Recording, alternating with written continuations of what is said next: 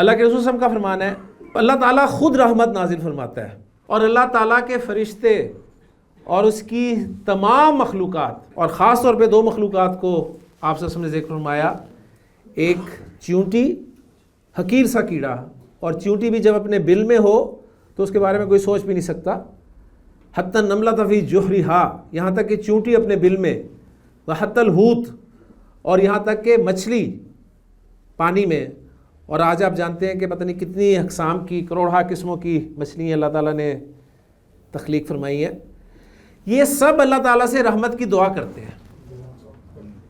اللہ خود رحمت فرماتا ہے، اللہ کے فرشتے اور تمام مخلوقات اللہ تعالیٰ سے رحمت کی دعا کرتے ہیں۔ کس کے لیے؟ کس شخص کے لیے؟ اس شخص کے لیے جو لوگوں کو خیر کی تعلیم دیتا ہے، جو لوگوں کو خیر سکھاتا ہے۔ اور خیر کیا ہے؟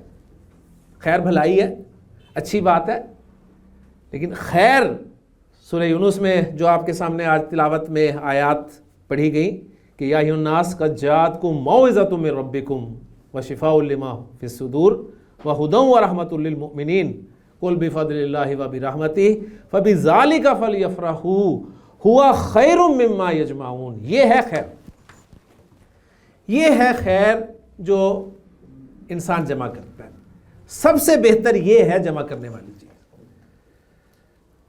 انسان بڑے شوق سے پتہ نہیں کیا کچھ جمع کرتا ہے، اگر جمع کرنا ہے کچھ تو قرآن جمع کریں۔ قرآن جمع کرنے کا مطلب یہ نہیں ہے کہ آپ گھر میں ایک لائبریری بنائیں اور اس میں طرح طرح کے نسخے قرآن کے لا کر رکھ لیں۔ قرآن آپ کے سینے میں ہو۔ نبی صلی اللہ علیہ وسلم کا وہ فرمان بھی سنتے جائیے، آپ نے فرمایا کہ جس کے دل میں قرآن کا کچھ حصہ بھی محفوظ نہیں ہے، اس کی مثال ایک ویران گھر کی مانند ہے۔ اور ویران گھر کیا ہوتا ہے یا ویرانی کیا ہوتی ہے یہ آپ جانتے ہوں گے۔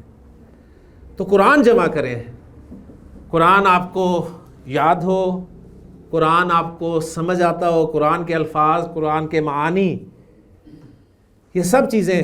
اور پھر اس کے بعد پہلا سٹیپ تو یہ ہے نا، اس کے بعد انشاءاللہ تعالیٰ جو آپ آگے جائیں گے پھر آپ مزید سوچیں گے